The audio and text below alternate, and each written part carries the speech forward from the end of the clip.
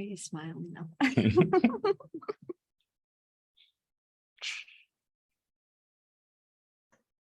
Good afternoon, everybody. I am Jen Jones and so excited to be hosting our fourth Normalizing Market Bootcamp session. And today I have with me James Ream and Sarah Sample. Sarah has been in the business for over 12 years and is a buyer specialist on the Craig Hartraff team. And James has been a loan officer for over 5 years and is a loan officer right here at Homesale Mortgage. So Sarah and James are going to dive right in. Please feel free to unmute, ask questions along the way, or use the chat box and I will pull your question out of the chat box. But they are excited to be here and definitely hoping that you guys ask questions, share with them what you would love to talk about, and kind of help shape their session today so that it's interactive. Hey guys, how are you? I'm Sarah Sample. I'm with the Craig Hartraff team. Yeah, like Jen said.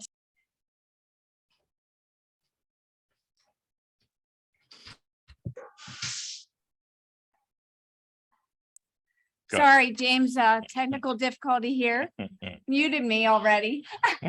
I'm Sarah Sample. I'm with the Craig Hartraff team. Like Jen said, I like a lot of interaction. So please, in the chat box, unmute yourself. Let's chat.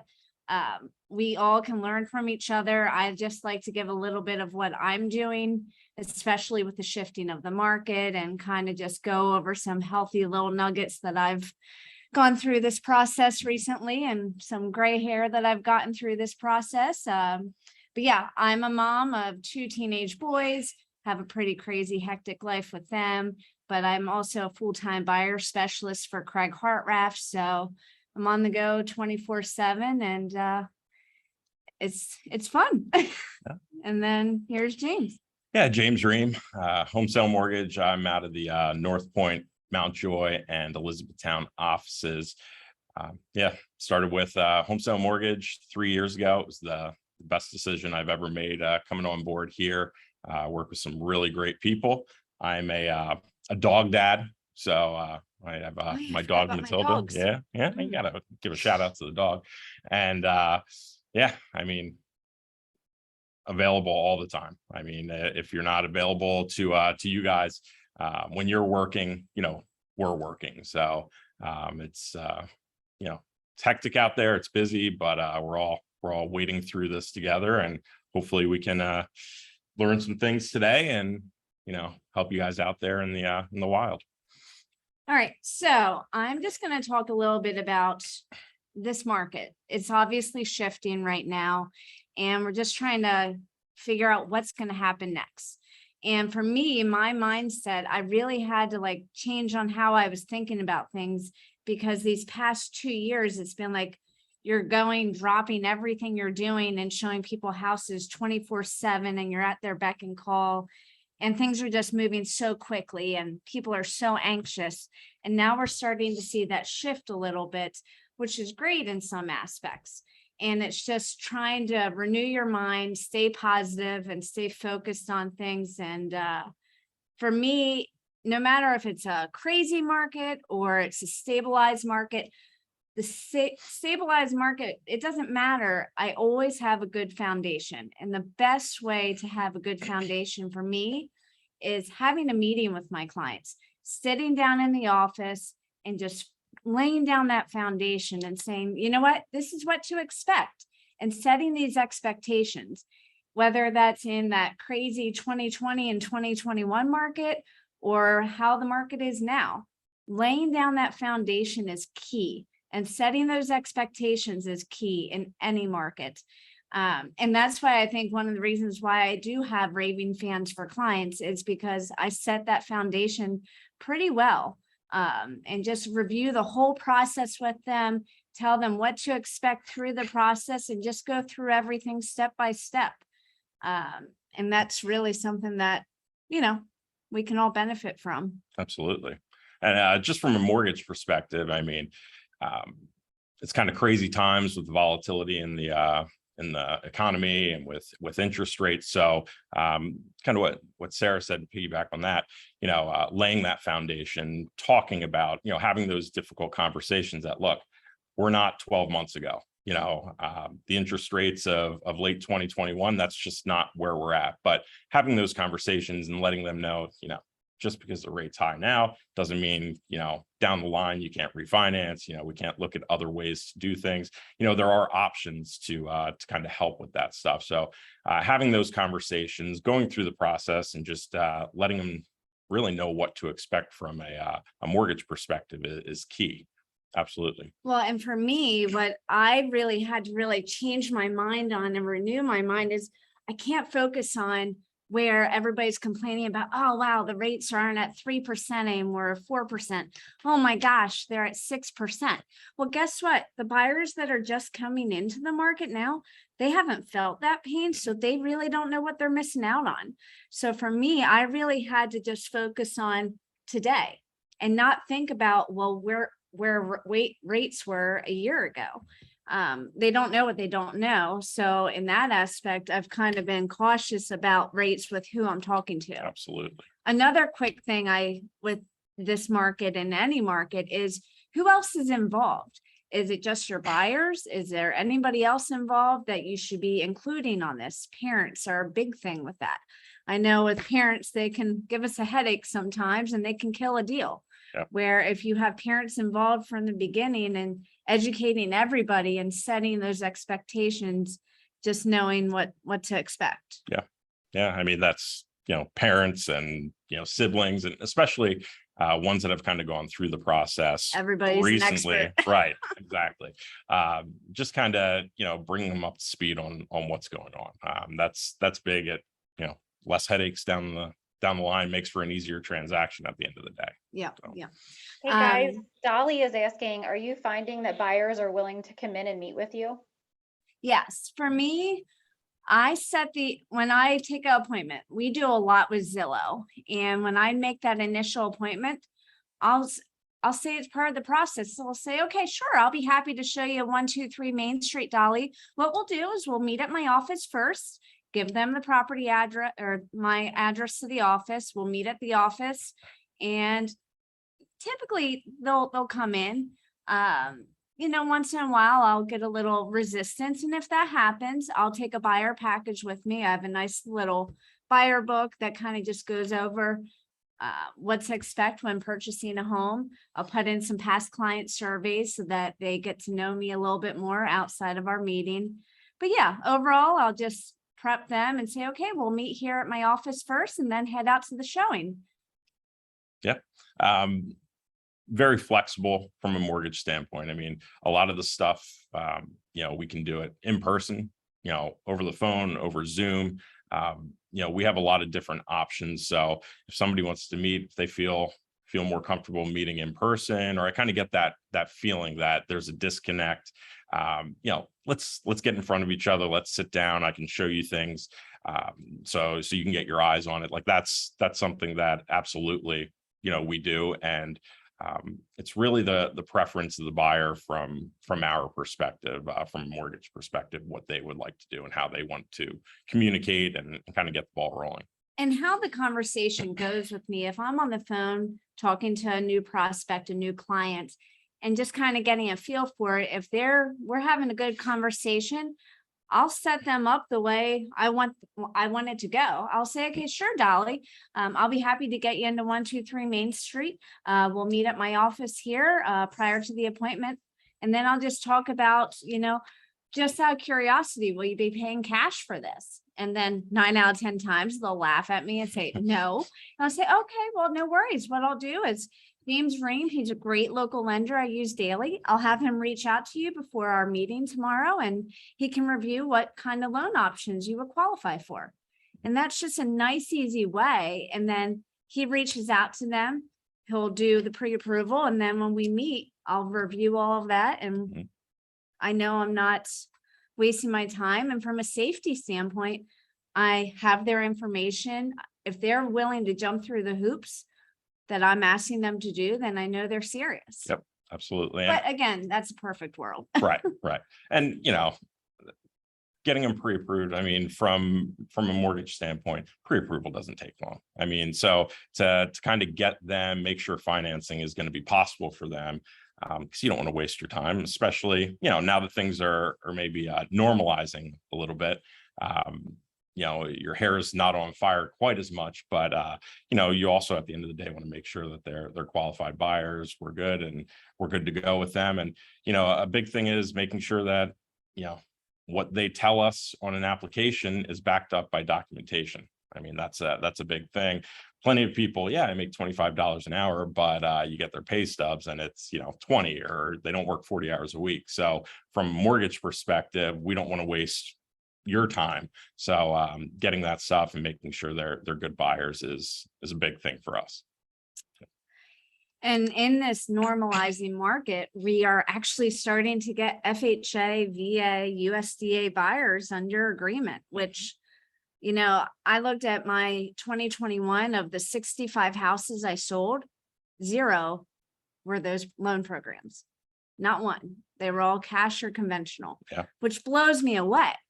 But now, like this year, I have 4 FHA buyers that have gone under agreement. And I actually got to have home inspections.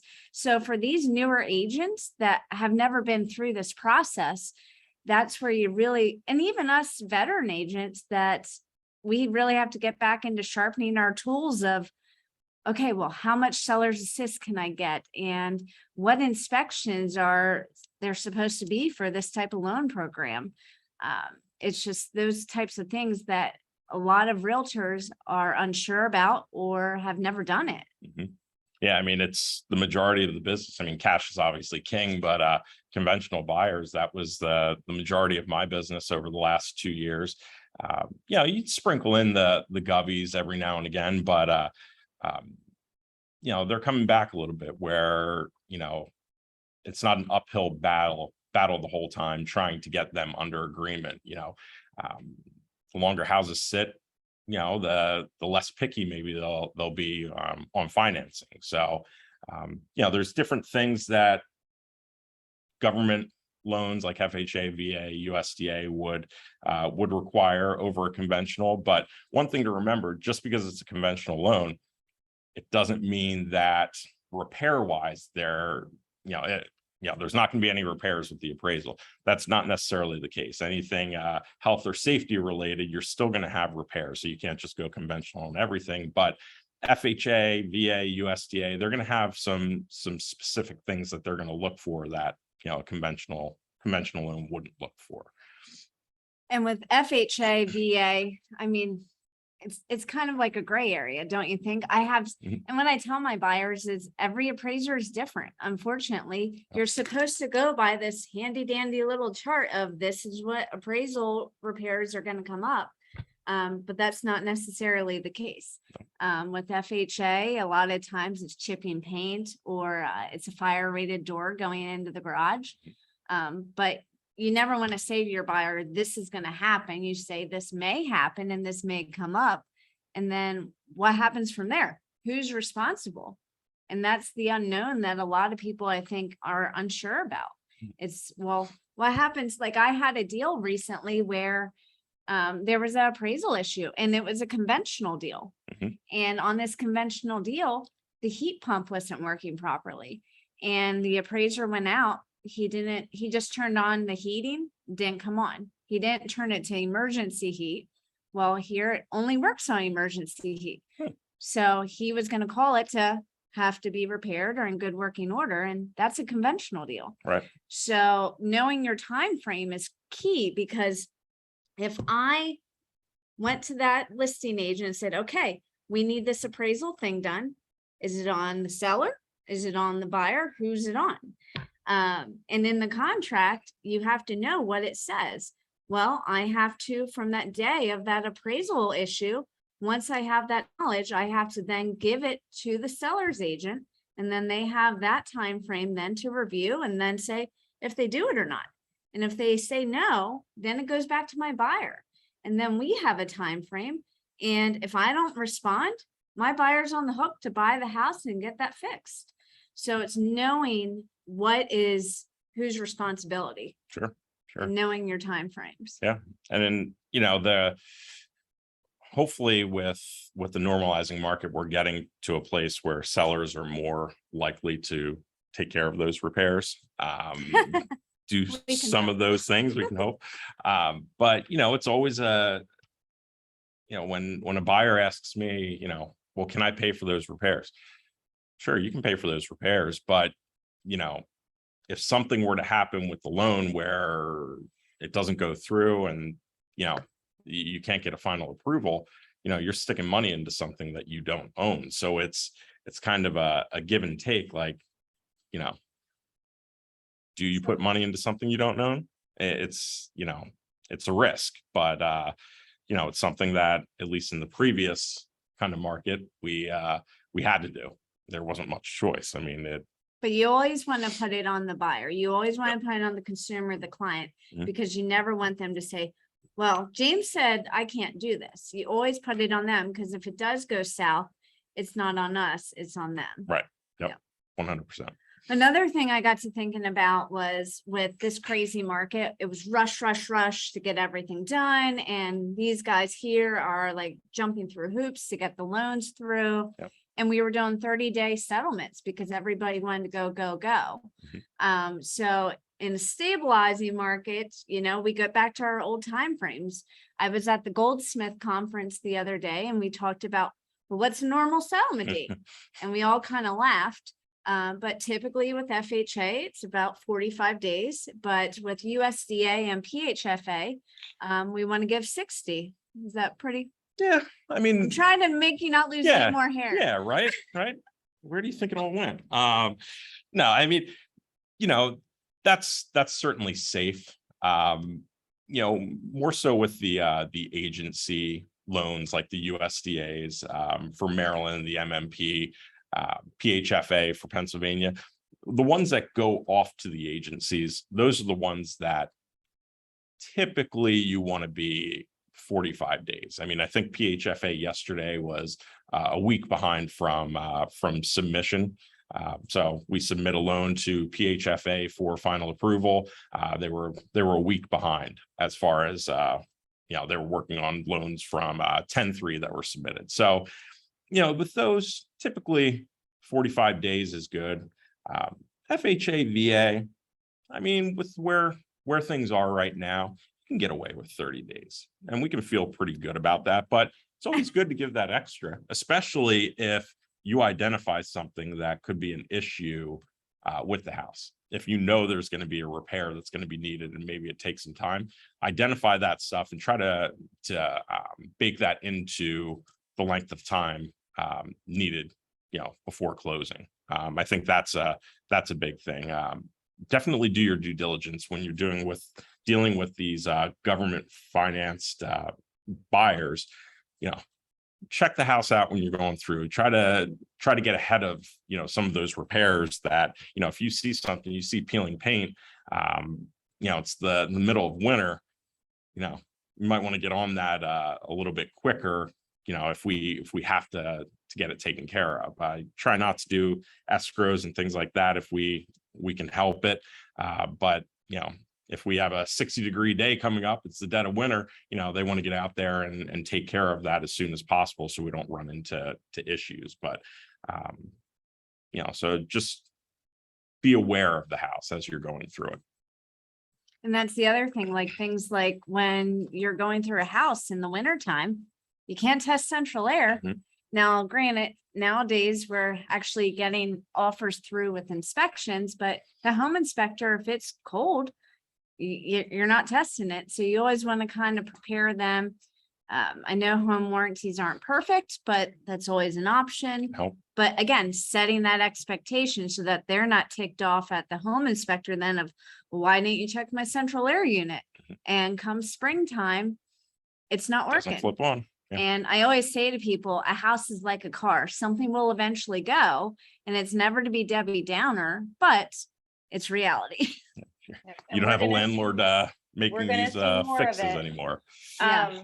I'm gonna pause you guys for a second here. So a comment and a question that came through the chat box, and Corinne's comment, we're going to continue to see more of inspections. She's just kind of sharing, she just got a VA buyer under contract with inspections. Nice. So that sheds a little bit of light on what's happening. And then Bob Aldinger from East York is asking, are you guys discussing any 5-1 or 10-1 ARMs to get them in the low 6% rates, and do they exist? So at least for home sale mortgage, we have two options for ARMs. We have a 7.6 and a 10.6. So for people that are, rates have been so low for so long. Do you want to say what an ARM is? Because there might be right. Yeah, I was gonna An say, adjustable yeah. rate mortgage is what an ARM is. We haven't had ARMs for quite some time, just because rates have been rock bottom for a long time. So essentially like a 7.6 or 10.6, which is what we offer at this time, means, if it's a 7.6, they get locked in at the rate for 7 years, and then it adjusts every 6 months after that. And that's based on the secured overnight financing rate. So it's a little bit different, but every 6 months that's going to re-up. Now they get into an ARM and rates go down, well, we can always refinance out of it and get them fixed on something else. What I've found typically, I ran some rates yesterday on an ARM, and they're better than fixed rates, but they're not kind of rock bottom where you would hope they would be, just because investors are shying away from it a little bit, just because they know when rates go down, people are going to ultimately refinance to something fixed that's lower. So it's not as juicy as we would maybe like them to be, but it is a little bit lower. There's still points involved and things like that, depending on the scenario, but it all depends. And that's something that we kind of go through. What's going to make the most sense for the buyer? A fixed rate that's maybe a little bit higher, or an ARM. If they're going to be in the house for the 7.6 ARM, and they know they're going to be in the house for less than 7 years or less, then maybe that's the way to go. It's all kind of individual based, and we do our due diligence to make sure we're setting them up with the correct program and putting them in the best position possible. Now with your 6 month, every 6 months, is there a max that it can go up? I'm not sure on that. I'm quizzing them, guys. Right. I see Terry shaking her head. Got Terry, unmute. So sorry, James, sorry to butt in here, but when Thank you. when you lock in your ARM, there is a cap.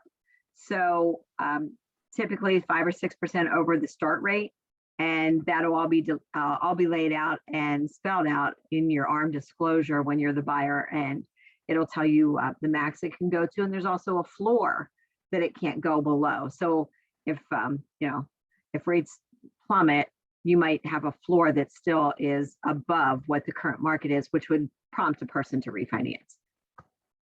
So. Yeah, and like James said, when I'm talking to my buyers and we're looking at interest rates and saying, well, what's the best scenario for them? If I know they're only going to be here, say like for work for 3-4 years, well, that might be a good product for them. We are so sort of like with reverse mortgages. Everybody cringes with reverse mortgages.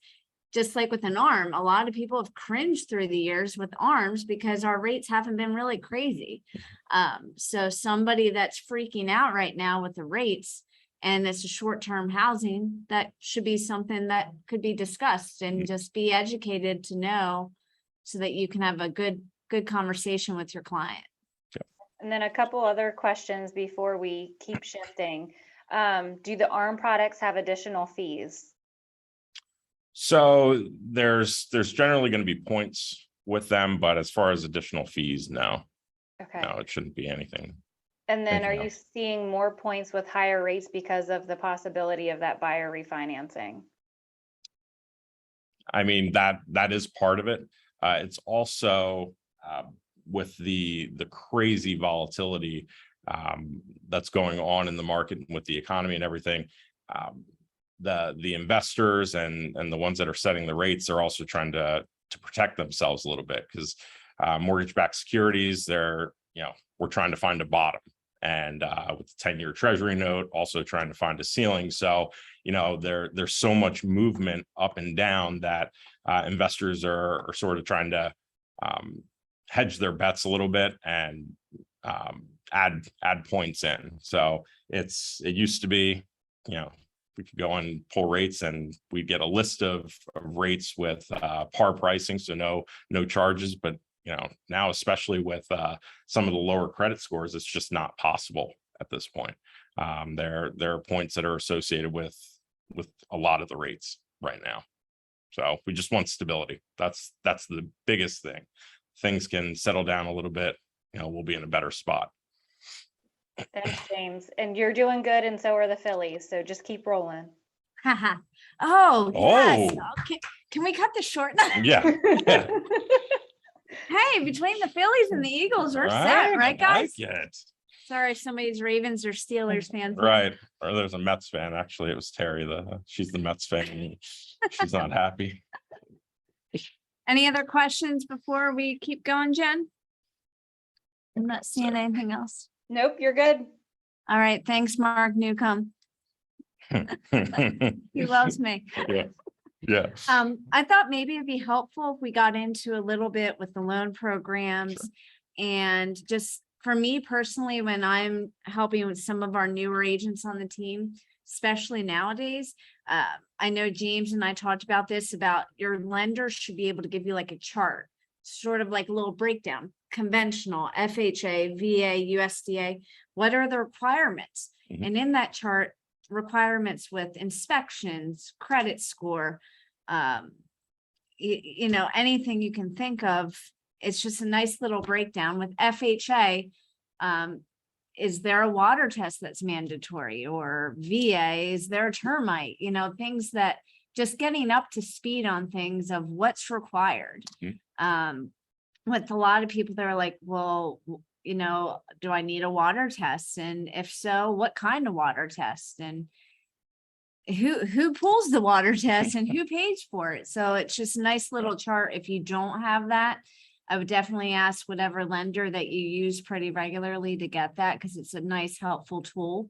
And even in my first time home buyer meetings, I'll take that with me to the meeting and kind of show them how that works, like with requirements, setting expectations, with inspections and that. And then with the inspections, giving yourself enough time frame, with the FHA water series and lead tests. That's things that we haven't spoken about in a couple of years, and just knowing how much they cost roughly. You never want to quote, oh, they're $110 or whatever the case is, or it takes 7 days.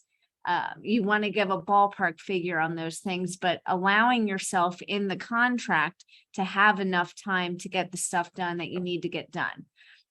If you're writing an offer and you're lucky enough to get inspections through, and you're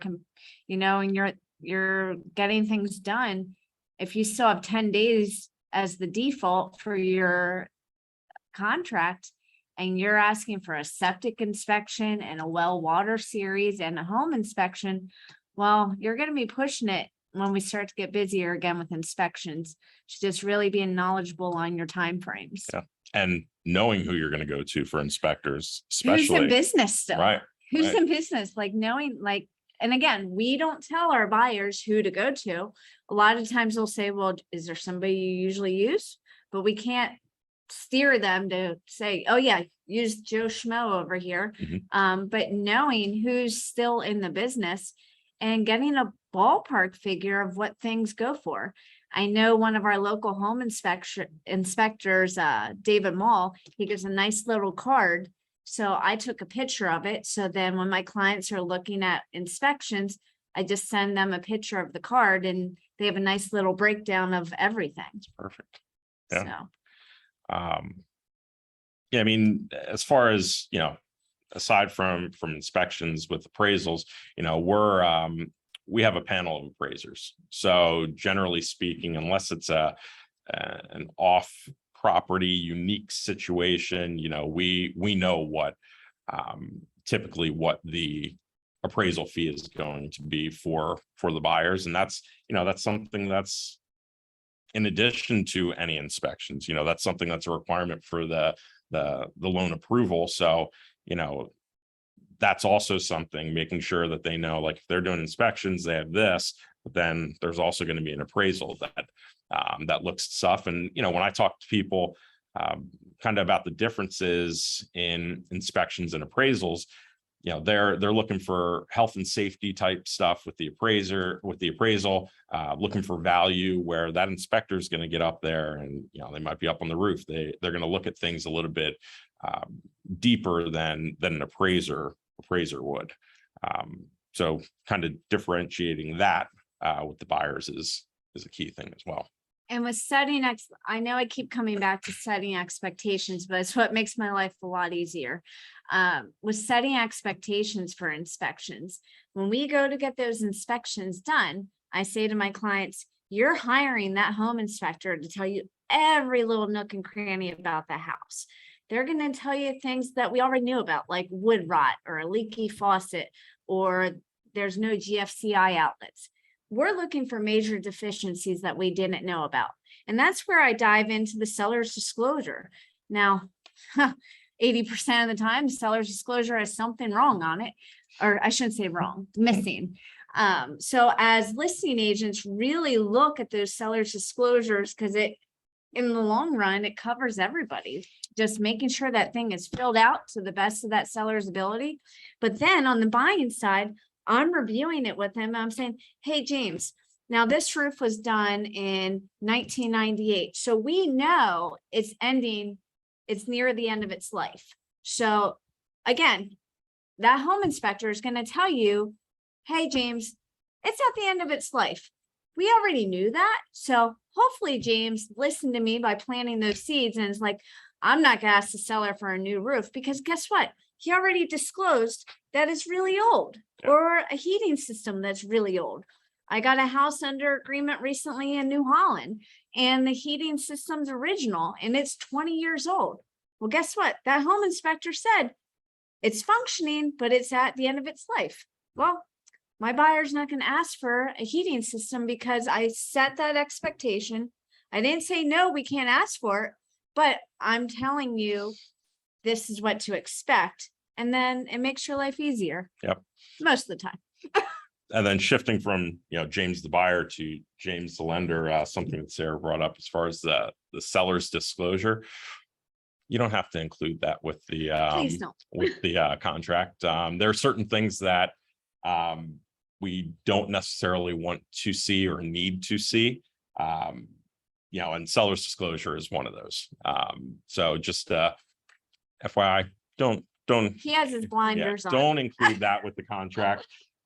Just like, if you're getting seller's assist, which, hey, that's coming back. That's a thing. Don't put why you're getting seller's assist. Just put seller's assist. We're getting 6% for FHA. Perfect. Done. We don't need to know about the repairs or anything, because all that's doing when you put that on the contract is potentially opening a can of worms where an underwriter could say, you know what? That needs to be repaired. We want that done before we approve the loan. So, you're not hiding anything, but it's just, you don't need to put that in there. We don't need to see that. Just ask for the assist, put that on the contract, and we're good. For example, I had this happen to me. It was probably about 7 years ago. Listing agent, veteran agent, does a lot of business, and he was adamant. He's like, we were getting seller's assist. And it was for the roof because the roof was old. And my buyer wanted the credit.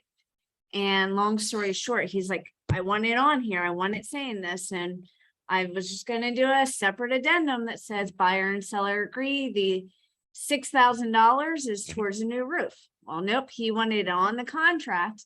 And guess what? Our lenders and underwriters threw a flag out because I wrote a defect or issue or repair that was needed that the appraiser didn't call. So it wasn't from the appraiser, it was because I wrote it on the contract. Yep. So really be careful what you write on that contract. And then, like Goldsmith said, we're not attorneys, so really be careful how you say stuff, because it's coming back to haunt you if you're trying to play attorney. Yeah, absolutely. Another thing, like with seller's assist, is talk to your lenders. When you go to write that contract up and you say, I want to ask for the full 6% because I have an FHA buyer, there's no other competition, and my handy dandy little chart here that James gave me says that I can get up to 6% FHA, call him first and make sure you can actually utilize it. Because I've had agents that'll put that max in and then there's money left on the table. Yep. Well, guess what? Come settlement time, that money goes back to the seller because it can't be used. Yep. Now, we've had times where I scramble and I say, okay, well, let's think about this. Can we buy down points? Can we buy a really fancy home warranty? Like, what can we do? Yep. So really be careful with that. It has to go towards, the closing costs and prepaids. We can use seller assist towards down payment and things like that. So definitely having that conversation with your lender. What are we looking at? And, for me, and I know I'm pretty sure 100% of the home sale mortgage loan officers, when we're doing a cost sheet, we're using 12 months of taxes. We're kind of giving an overestimate that, hey, this is the worst that it could be, just so that they're prepared. So, it might be something where, 6% hits that, this is the worst that it could be as far as cash to close. But things come down a little bit, and that's where we can get into, well, does it make sense to buy points to get a lower rate, get that home warranty? So, having the conversations with the lender is huge, because it's going to put your buyers in a better spot and make sure there's not wasted money or anything like that going around. Because that's the last thing. Right. we wanna Right. do. Yes. Do you want to talk at all about with FHA, with condos? And where I'm going with this is with FHA, like a lot of people are just writing conventional right now, and they're starting to get into FHA, VA. And with condominiums, I had an agent that I was helping with on our team, and they wrote an offer for over at a tollgate station, which is the local community here in Lancaster, and it's condominiums. Well, if it's not FHA approved, even though the listing agent has financing, conventional FHA, VA, whoever, just because they have that in the system saying it's approved by the seller, well, it has to be FHA approved association. Yep. So FHA, every 2 years, the condo has to re-up for approval with FHA to stay in their good graces, so to speak. I had, and you want to talk to the lender because there's certain like almost like an ID code for each condo when you pull it up on the website, where it actually, if you Google FHA approved condos, it might say that it's approved, but the ID number that's associated with it, the lettering or whatever, it's not approved. So you have to be really careful. Make sure you're checking on that. I mean, I'd check on that before you even go out to see the home. For us, I mean, it's something easy. We know which letters, mean it's not an approved condo. But somebody wanted to go FHA, and it was a laundry list of things that the condo association had to get together to get reapproved with FHA. They went to the board and they're like, no, we're not going to provide all this information. It was a lot. It was a whole lot. So we ended up, pivoting to something else that worked for them. But that's something to be aware of, because, I feel like a lot of the condos are not FHA, Well, the price point. FHA or VA approved. Well, and I think the price point's attractive Mhm. on a lot of condos where Yep. you have like a $250,000 condo, and a lot of the first time home buyers are, you're coming into a townhouse and they get all excited because it's in their price point. Yep. And then we tell them about the condo fee, and then that's like a sucker punch. Yeah.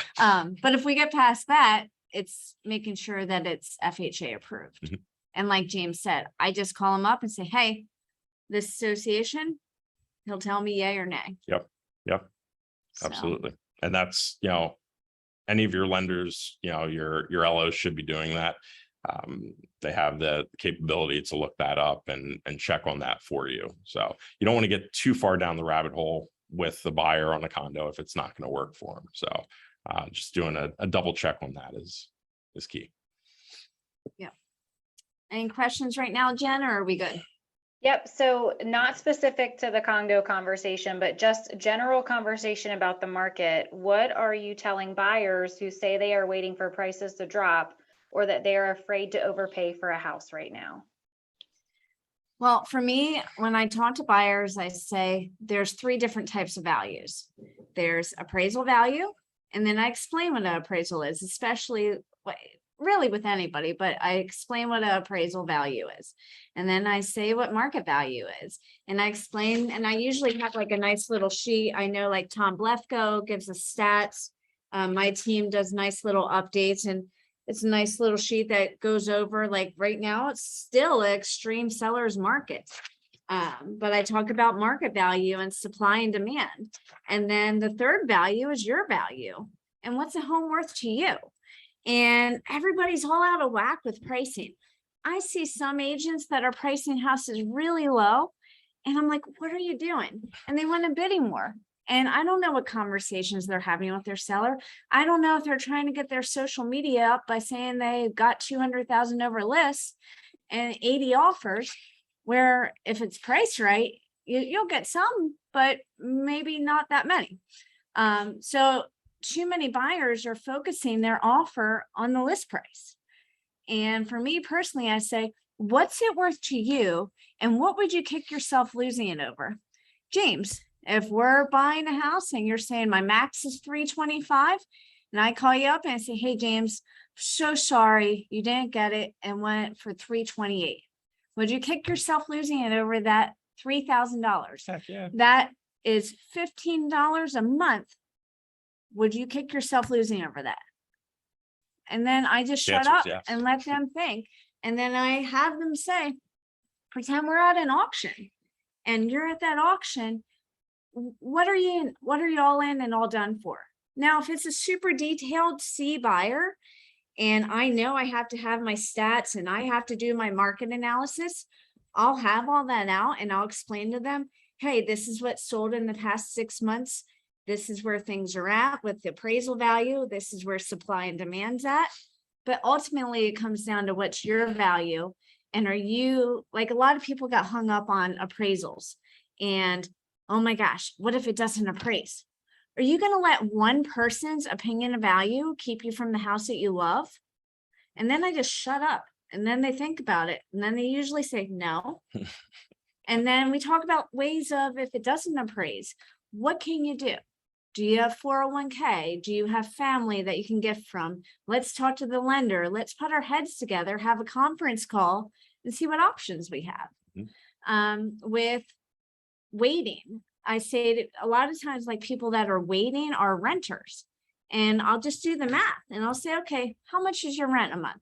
$2,000 a month. Let's do easy math. It's middle of the afternoon.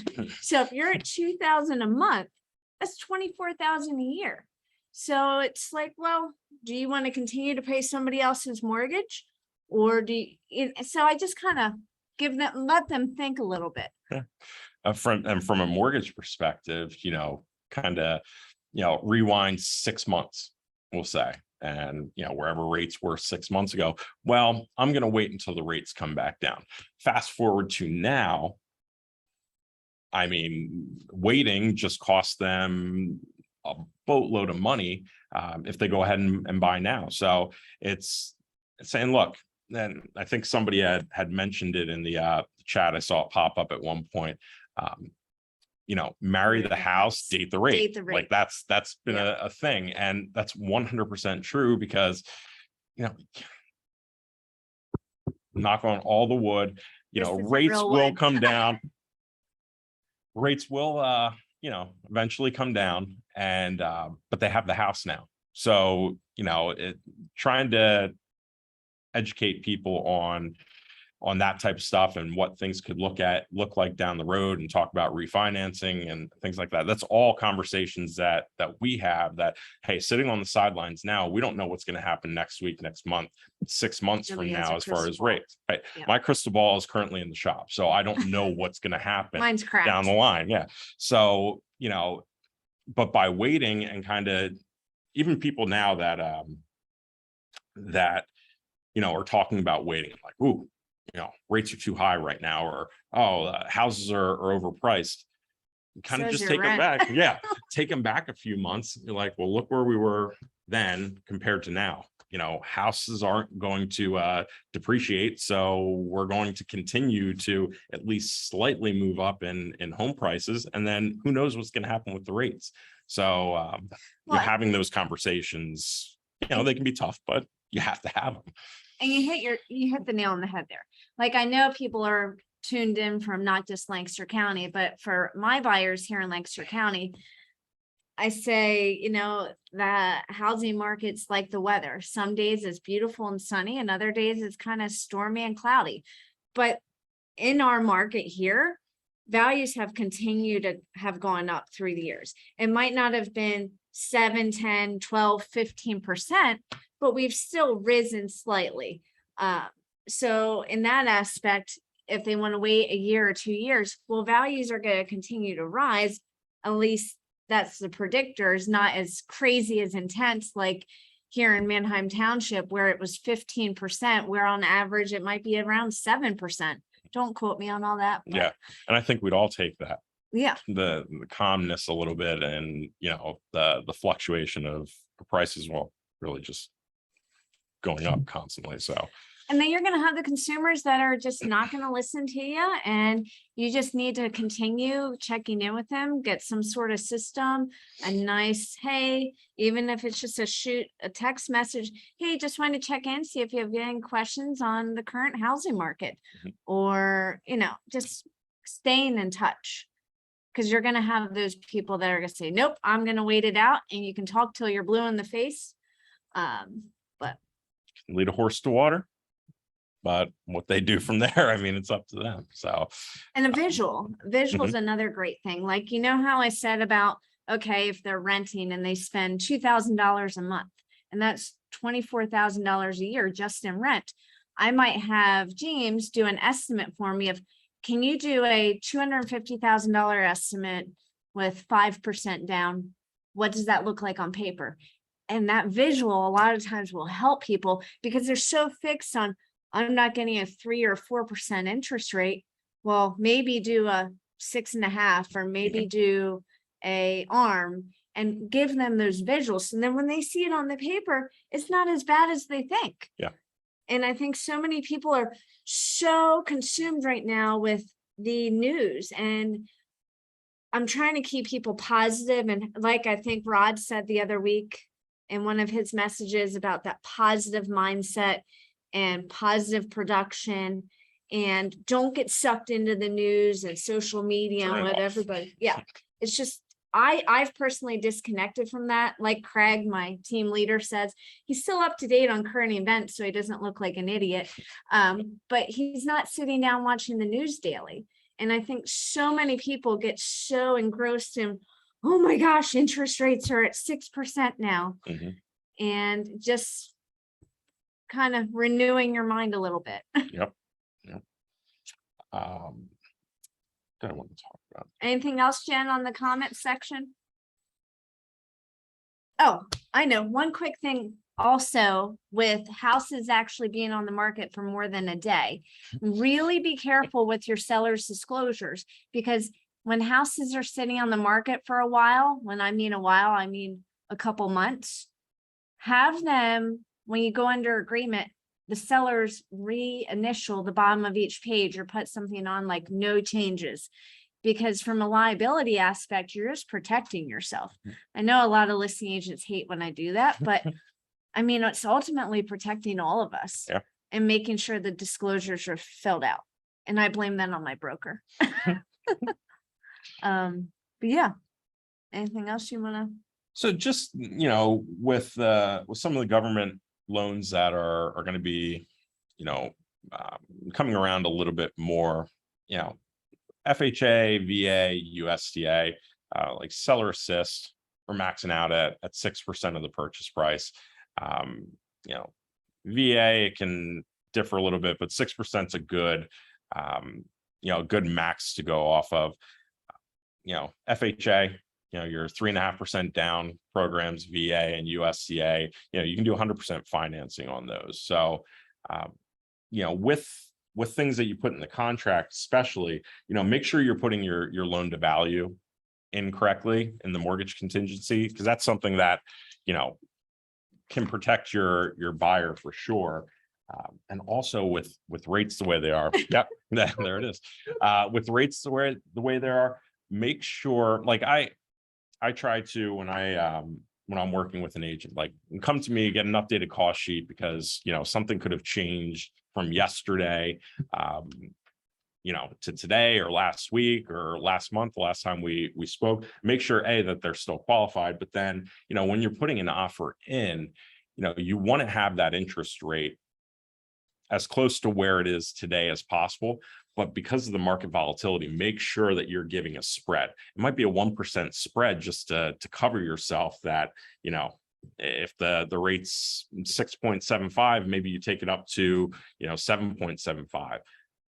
Also make sure that the LO verifies that they are good at 7.75, that you can put that on there. But giving that spread, because we go out of that, technically, the mortgage contingency can kick in if we're outside of that range. So just make sure you're covering that in the loan to value for sure. Those are two big things. And page 3, since we're not using FHA a lot these past couple years, don't forget page 3 about putting in for your FHA sales price, and then page 4, just really knowing this paragraph with FHA, VA, what it means. Yep, sure. Oh, and one thing, 60-day rent backs, that's the maximum for a primary residence. So make sure you're not doing rent backs for over 60 days, or it's Hopefully we're getting away from rent backs. I would hope so. But that's just something I was like, you know what, I'm gonna make note of that, just because it's, if it's outside of 60 days, then it's an investment property. So so make sure that was for the contract portion of my notes. So, and another big thing with inspections, you're going to have a lot of realtors in this market not know when's the inspection time frame start, when's day one. I had one of my team members the other day, he wrote an offer and he got it accepted with an inspection. Well, during the inspection time frame, they're asking for some repairs, and he did it on the last day for his deadline. Well, the listing agent said, "Hey, sorry, you're out of your time frame. I don't have to do anything." And she was wrong, but you want to politely say, well, actually our day one is this date. And it's always good to send an email once you go under agreement saying, "Hey, James, looking forward to working with you on this house. And just to confirm, we're under agreement on whatever date and our deadlines," and just kind of lay it out. And then it's just a nice little friendly reminder, because it helps us all stick together to have a nice, smooth transaction. Yep. Because we are going to have a lot of realtors out there that aren't going to know their timeframes, that aren't going to know the contract. And we want to all work together to have it be a nice, smooth transaction for everybody. Yeah. And communication is key with that. So 100%. Yeah. Jen, you have anything for me? I don't see any questions in there, but guys, if you have questions or something that they haven't covered yet that you were hoping that they were going to talk about today, please unmute or go ahead and put that in the chat box so we can get to it here in the last couple minutes. Absolutely. Just a couple things, some of the programs that are out there to help buyers with, funds for closing, to help down payment assistance, I should say, if I could get that out. You have the Maryland mortgage program for the Maryland agents. They have a couple different programs: the Advantage loan, the Maryland Smart Buy, and the Flex loan, where these buyers can get, just looking at my notes here, up to $6,000 towards, down payment, closing costs, things like that. I'm not in Maryland, so I don't know these programs inside and out, but it looks like, some are 640, they can go down to 640 credit scores. So that might be a way to get some buyers that maybe didn't qualify before or didn't have the funds or, had a little bit lower credit score. Maybe that's a way to help them get in. So talk to your home sale mortgage loan officers down there in Maryland. And then for our PA agents, PHFA, they have, two different programs that I really like, the K-Fit and the K-Flex program, where it's 5% of the purchase price that can go towards, their funds needed for closing. They're great programs. For PHFA, I'm not sure on Maryland, but for PHFA, they're always going to require a termite inspection. That's 100%, no matter what, they're going to require that. And then, if there's a well, it's a potability water test. That's what we would need for that. So, they're great programs.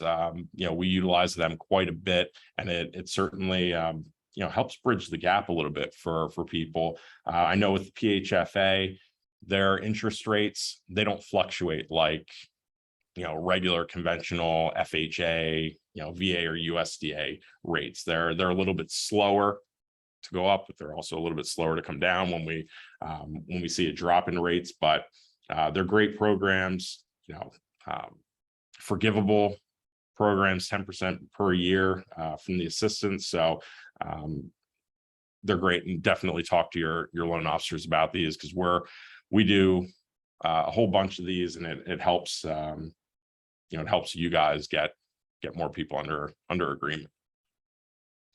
One other thing, Jen, I thought about while sitting here listening is with inspections, know what to do when you have a buyer that wants repairs done, and what's the best route to go, like repairs or credit. And I know we discussed about credits and what's the max and yada, yada, yada. But from a credit standpoint versus a repair, give them the pros and cons. From a repair standpoint, just setting those expectations. I know it says it needs to be in a workmanship-like manner, but workmanship-like manner, that's a pretty gray area where 9 out of 10 times is probably not going to be done as perfect as you want it to be done. So just kind of educating people and setting those expectations for the repairs, so that they're not pissed off when they go do walkthrough and they see something done, maybe not the way they want it done. Mhm. So Yeah. I think that's it. I think we survived, James. We did survive. Did. And I have a question that Dolly had sent in too. Is it still, if the seller is giving 6%? 6% for the seller assist. Yep, then the seller cannot also give repair money.